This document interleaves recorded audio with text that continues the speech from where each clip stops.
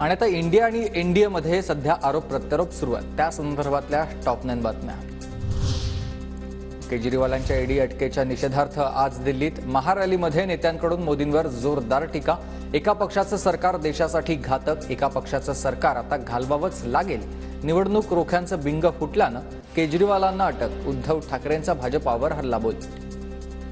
देश को आह्वान करना चाहता हूं कि एक व्यक्ति और एक पार्टी की सरकार देश के लिए खतरनाक हो गई है।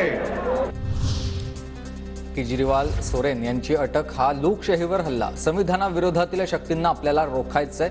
संविधान आणि लोकशाहीला वाचवण्यासाठी आपल्याला लढायचंय। शरद पवारांची ही टीका। लोकसभा निवडणुकीतही मॅच फिक्सिंगचा प्रयत्न। त्यासाठी मोदींनी अंपायर निवडले आणि मॅच सुरू होण्याआधी 2 खेळाडूंना अटक केली। राहुल गांधींची भाजपवर टीका। तर 400 पारचा नारा मॅच फिक्सिंग शिवाय दिला जाऊ शकत नाही। गांधींची टीका। मोदी जी इस चुनाव में मैच फिक्सिंग करने की कोशिश कर रहे हैं। ये जो उनका 400 सीट का नारा है, ये बिना ईवीएम के और प्रेस पर दबाव डालकर खरीदकर ये 180 पार नहीं होने जा रहा है। दिल्लीतील रामलीला मैदानावर पार पडली इंडिया आघाडीची सभा। सुनीता केजरीवालांकडून अरविंद केजरीवालांच्या संदेशाचं वाचन।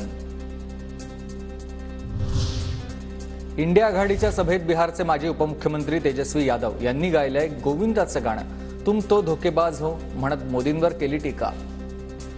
रोज रोज मोदी जी तुम ऐसा करोगे, रोज रोज मोदी जी तुम ऐसा करोगे, जनता जो रूठ गई तो हाथ मलोगे। अरे तुम तो धोखेबाज हो, वादा करके भाग जाते हो। इंडिया आघाडीच्या रॅलीवर भाजपचा हल्लाबोल। ठक्का मेला। भाजपकडून पोस्टर रिलीज। पोस्टरवर सर्व विरोधकांचे फोटो, मात्र शरद पवारांचा फोटो नाही। अजित पवार, प्रफुल्ल पटेल, मुश्रीफ हे सर्व ठग भाजपनं घेतले। भाजपनं सर्व ठग घेतल्यानं आम्ही ठगमुक्त। संजय राऊतांचा हल्लाबोल। अजित पवार हे ठग होते, हसन मुश्रीफ ठग होते, प्रफुल्ल पटेल ठग होते, नरेंद्र मोदी प्रधानमंत्री सांगत होते, हे सगळे ठग त्यांनी तिथे घेतल्यामुळे कदाचित राष्ट्रवादी ठग उरले नसते। त्यांचं काहीतरी गफलत झाली असेल। ठग त्यांनी होते, सगळे ठग त्यांनी घेतल्यामुळे आता आम्ही सुद्धा ठगमुक्त झालो आहोत।